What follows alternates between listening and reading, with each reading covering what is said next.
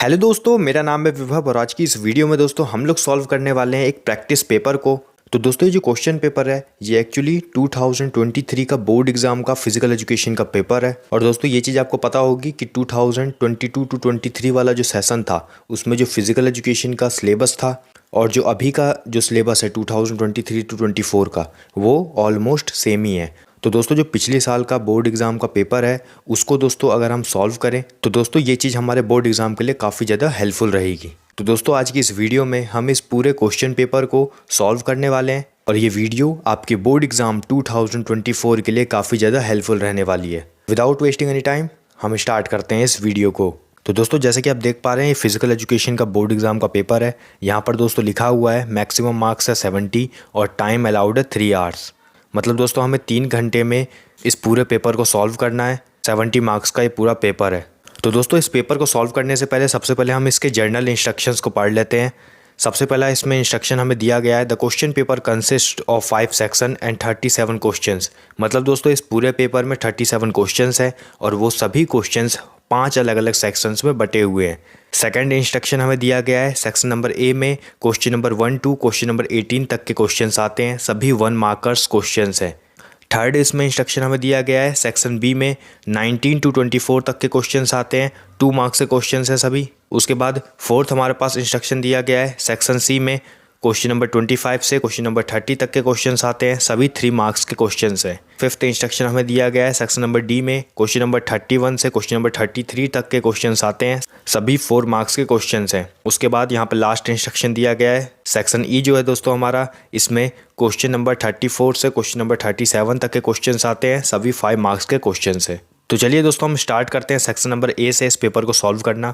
सबसे पहला क्वेश्चन है आइडेंटिफाई द आसना। मतलब दोस्तों हमारे पास एक आसना का डायग्राम दिया गया है, हमें दोस्तों ये आइडेंटिफाई करना है कि ये कौन सा आसना है। तो दोस्तों ये तो काफ़ी ज़्यादा इजी क्वेश्चन है।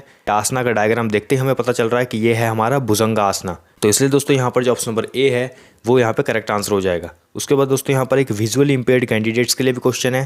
क्वेश्चन हमारे पास दिया गया है dash pose is like cobra. मतलब दोस्तों कोबरा की तरह कौन सा पोज होता है। दोस्तों इसका आंसर भी होगा भुजंगासना, क्योंकि कोबरा की तरह भुजंगासना ही होता है और भुजंगासना को हम कोबरा पोज भी बोलते हैं। तो इसलिए ऑप्शन नंबर ए यहाँ पे करेक्ट आंसर हो जाएगा।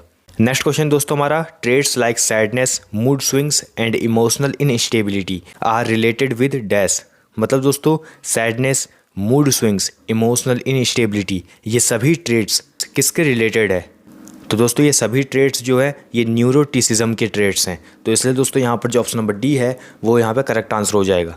नेक्स्ट क्वेश्चन दोस्तों हमारा which of the following is not the factor affecting projectile trajectory. मतलब दोस्तों इनमें से कौन सा फैक्टर है जो कि प्रोजेक्टाइल की ट्रेजेक्ट्री को अफेक्ट नहीं करता है। A gravity, B angle of release, C buoyant force, D air resistance. तो इसका करेक्ट आंसर होगा दोस्तों option number C buoyant force. Buoyant force जो है दोस्तों वो दोस्तों प्रोजेक्टाइल की ट्रेजेक्ट्री को अफेक्ट नहीं करता है। नेक्स्ट क्वेश्चन दोस्तों हमारा which of the following factors does not determine flexibility. मतलब दोस्तों इनमें से कौन सा फैक्टर फ्लेक्सिबिलिटी को डिटरमाइन नहीं करता है। तो दोस्तों इसमें ऑप्शन नंबर ए है जॉइंट स्ट्रक्चर, बी है प्रीवियस इंजरी, सी है एफिशिएंसी ऑफ लंग्स और डी है एज एंड जेंडर। तो दोस्तों joint structure, previous injury, age and gender ये सभी क्या करते हैं फ्लेक्सिबिलिटी को डिटरमाइन करते हैं, लेकिन एफिशिएंसी ऑफ लंग्स का यहाँ पर कोई मतलब बनता नहीं है, ये डिटरमाइन भी नहीं करता है फ्लेक्सिबिलिटी को। तो इसलिए यहाँ पर जो ऑप्शन नंबर सी है वो यहाँ पर करेक्ट आंसर हो जाएगा। नेक्स्ट क्वेश्चन दोस्तों हमारा fartlek training is used to develop dash. मतलब दोस्तों फार्ट्रेक ट्रेनिंग किस चीज़ को डेवलप करने के लिए यूज़ की जाती है। ए इंड्योरेंस, बी स्ट्रेंथ, सी फ्लेक्सिबिलिटी, डी स्पीड। तो इसका करेक्ट आंसर होगा दोस्तों ऑप्शन नंबर ए इंड्योरेंस। नेक्स्ट क्वेश्चन दोस्तों हमारा which type of coordinative ability is required in games like judo and wrestling. मतलब दोस्तों जूडो, रेसलिंग इन तरीके के गेम्स में कौन से टाइप की कोऑर्डिनेटिव एबिलिटी जरूरी होती है। A orientation ability, B coupling ability, C adaptation ability, D differentiation ability. तो इसका करेक्ट आंसर होगा दोस्तों option number B coupling ability. Next question दोस्तों हमारा the ability to tolerate higher concentration of dash can help in improving endurance performance. A lactic acid, B hydrochloric acid, C acetic acid, D sulphuric acid. तो इसका correct answer होगा दोस्तों option number A lactic acid. Next question दोस्तों हमारा centre of gravity is the average location of an objects dash. A weight, B force, C resistance, D velocity. तो इसका correct answer होगा दोस्तों option number A weight. Centre of gravity is the average location of an objects weight. Next question दोस्तों हमारा, given below are the two statements labelled assertion and reason. मतलब दोस्तों हमारे पास दो अलग अलग स्टेटमेंट्स दिए गए हैं, एक असर्शन है एक रीजन है। सबसे पहले हम असर्शन पढ़ते हैं। Aggression is a part of human behaviour and is necessary for an individual to live and struggle for higher achievements. Reason हमारे पास दिया गया है, aggression is inevitable and inseparable in sports activities. In the context of the above two statements which one of the following is correct. तो दोस्तों यहाँ पर assertion भी बिल्कुल ठीक है, रीजन भी बिल्कुल ठीक है। तो इसका करेक्ट आंसर होगा दोस्तों option number A, both assertion and reason are true and reason is the correct explanation of assertion. Next question दोस्तों हमारा, role of water in human body is to dash. मतलब दोस्तों वाटर का human body में क्या role होता है। A regulate body temperature, B give energy, C repair cell, D protect from disease. तो इसका करेक्ट आंसर होगा दोस्तों option number A, regulate body temperature. Next question दोस्तों हमारा, which of the following are water soluble vitamins. मतलब दोस्तों इनमें से कौन सा वाटर सॉल्यूबल विटामिन्स होते हैं। A vitamin D and K, B vitamin B and C, C vitamin A and E, D vitamin A and C. तो इसका करेक्ट आंसर होगा दोस्तों option number B, vitamin B and C. Vitamin B और vitamin C क्या होते हैं, water soluble vitamins होते हैं। अब दोस्तों आपको कमेंट बॉक्स में बताना है कि फैट सॉल्यूबल विटामिन्स कौन कौन से होते हैं। नेक्स्ट क्वेश्चन है, which of the following asana is not used to cure asthma. मतलब दोस्तों अस्थमा को ठीक करने के लिए इनमें से कौन सा आसना को यूज नहीं किया जाता है। A Tadasana, B Dhanurasana, C Parvatasana, D Bhujangasana. तो इसका करेक्ट आंसर होगा दोस्तों option number C, Parvatasana. Next question दोस्तों हमारा, how many total matches will be played in a knockout fixture of 19 teams. मतलब दोस्तों अगर 19 टीम्स जो है वो पार्टिसिपेट करिए नॉकआउट टूर्नामेंट में तो नंबर ऑफ मैचेस कितने होंगे। तो दोस्तों इसका फॉर्मूला होता है n-1। तो नंबर ऑफ टीम्स हमारे पास कितना दिया गया है 19। तो दोस्तों 19 - 1 कर देंगे तो कितना आ जाएगा 18। तो यहाँ पर ऑप्शन नंबर ए जो है वो यहाँ पे करेक्ट आंसर हो जाएगा। नेक्स्ट क्वेश्चन दोस्तों हमारा, knockout tournament is also known as. मतलब दोस्तों नॉकआउट टूर्नामेंट को और किस नाम से जाना जाता है। तो दोस्तों यहाँ पर तो ऑप्शन भी पढ़ने की जरूरत नहीं है। नॉकआउट टूर्नामेंट को हम एलिमिनेशन टूर्नामेंट के नाम से भी जानते हैं। तो यहाँ पर ऑप्शन नंबर ए जो है वो यहाँ पर करेक्ट आंसर हो जाएगा। अब दोस्तों आप कमेंट बॉक्स में बताएंगे कि लीग टूर्नामेंट के और कौन से दो नाम होते हैं। एक तो हमें पता है कि लीग टूर्नामेंट का नाम लीग टूर्नामेंट होता है और उसके दो अलग नाम और भी हैं, वो आप बताएंगे मुझे कमेंट बॉक्स में। नेक्स्ट क्वेश्चन दोस्तों हमारा, first Deaflympics games was organised in the year. मतलब दोस्तों सबसे पहला डीफलिम्पिक गेम्स कौन से साल में ऑर्गेनाइज किया गया था। तो दोस्तों ये ऑर्गेनाइज किया गया था 1924 में। तो यहाँ पर ऑप्शन नंबर सी जो है वो यहाँ पर करेक्ट आंसर हो जाएगा।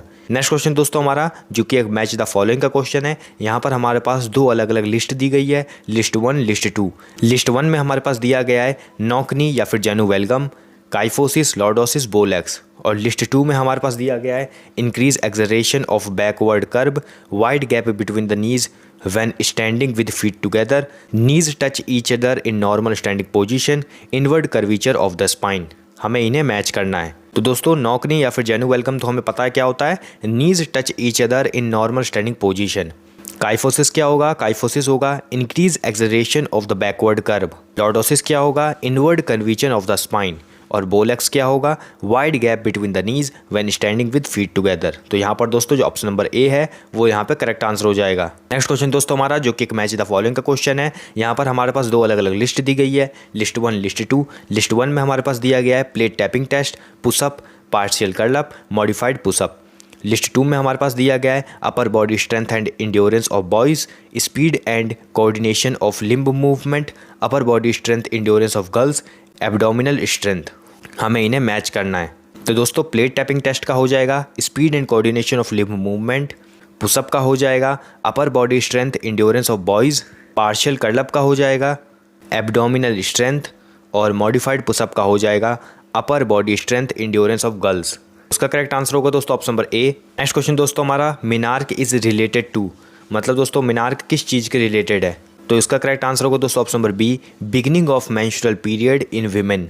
तो यहाँ पर दोस्तों हमने सेक्शन नंबर ए को पूरा कंप्लीट कर लिया है। अब हम देख लेते हैं सेक्शन नंबर बी को।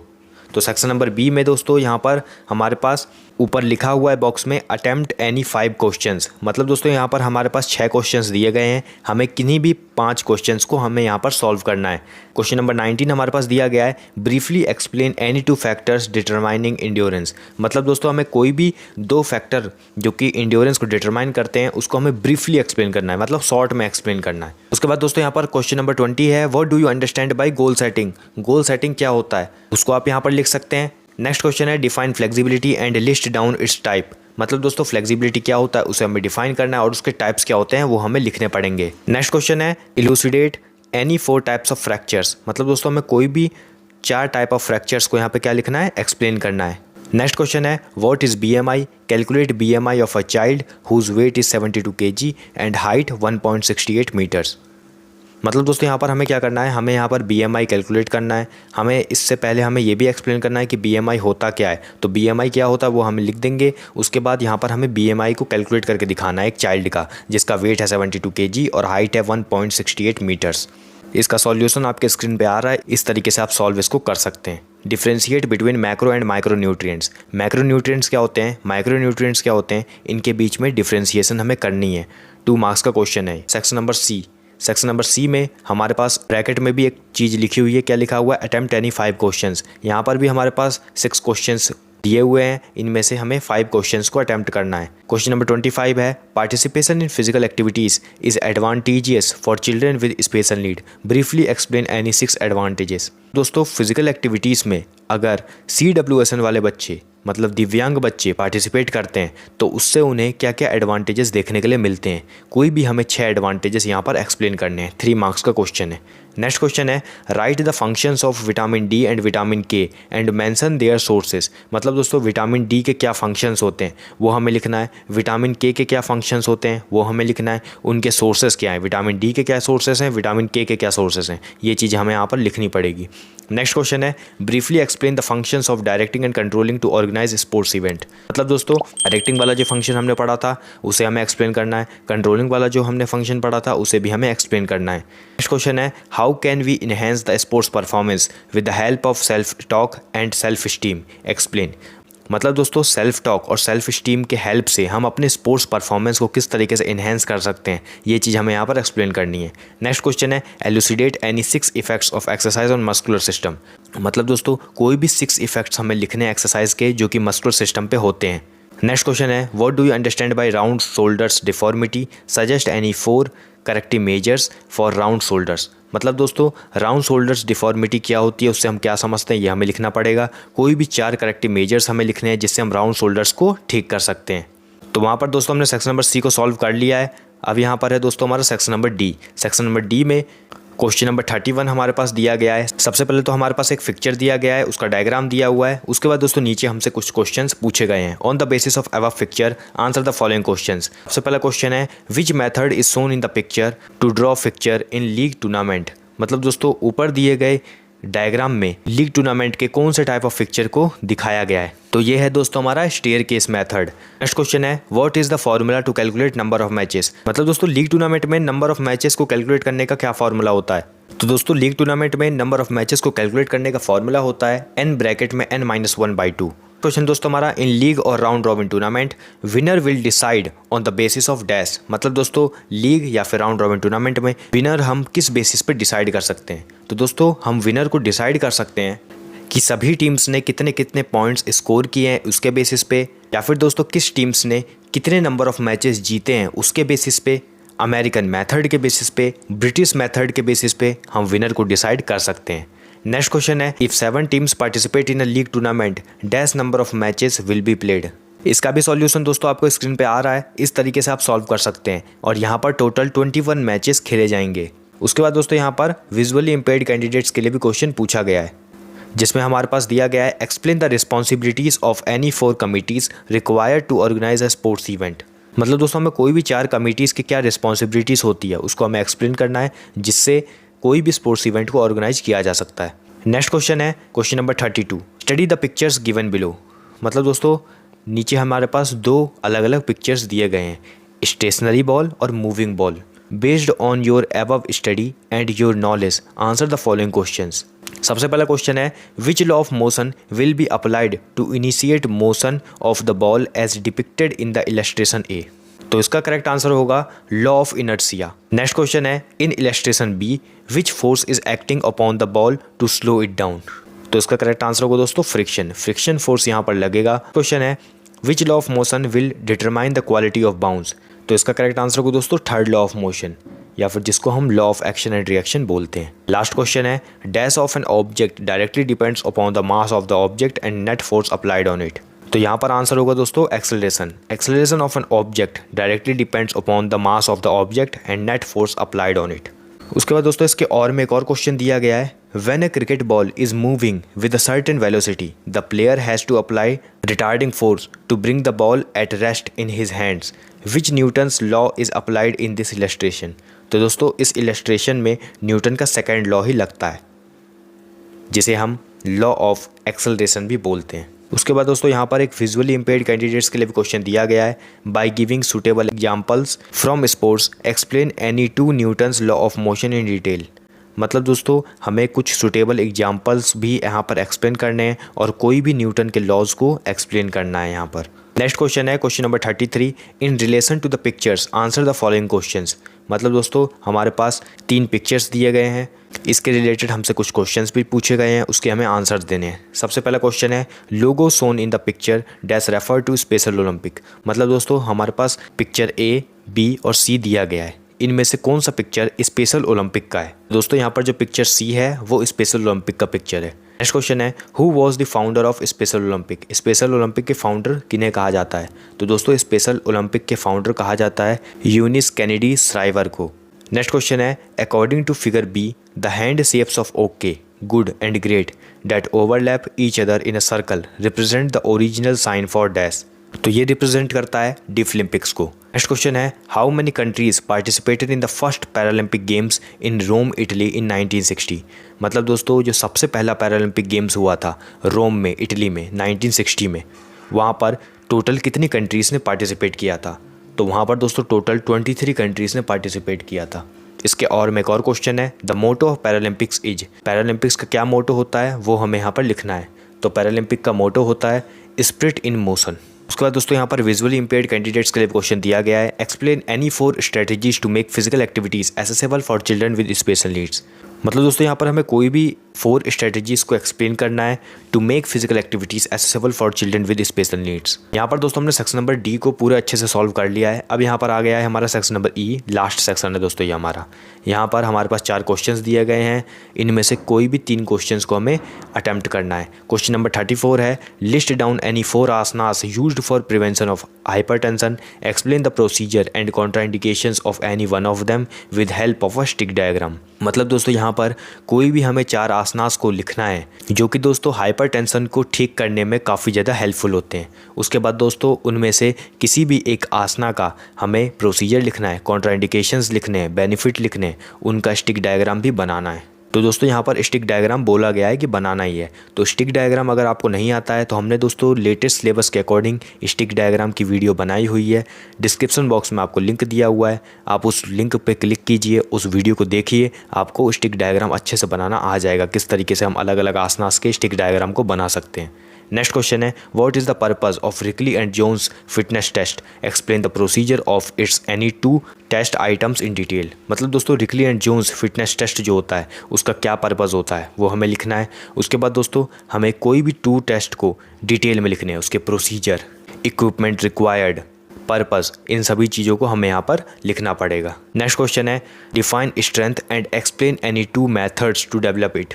मतलब दोस्तों स्ट्रेंथ क्या होता है ये हमें डिफाइन करना है, कोई भी हमें 2 मेथड्स बता देने हैं जिससे हम स्ट्रेंथ को डेवलप कर सकते हैं। नेक्स्ट क्वेश्चन है what is friction right the advantages and disadvantages of friction by giving suitable examples from sports.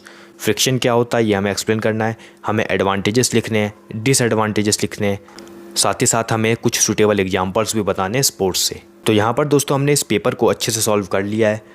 I hope दोस्तों ये जो वीडियो है ये आपके लिए हेल्पफुल रही होगी। अगर दोस्तों ये वीडियो आपको अच्छी लगी है तो इस वीडियो को लाइक कीजिए, इस वीडियो को शेयर कीजिए अपने दोस्तों के साथ। और दोस्तों अगर आप ऐसी ही वीडियोस को देखते रहना चाहते हैं तो इस चैनल को सब्सक्राइब कीजिए। तब तक के लिए दोस्तों all the best, stay tuned with us.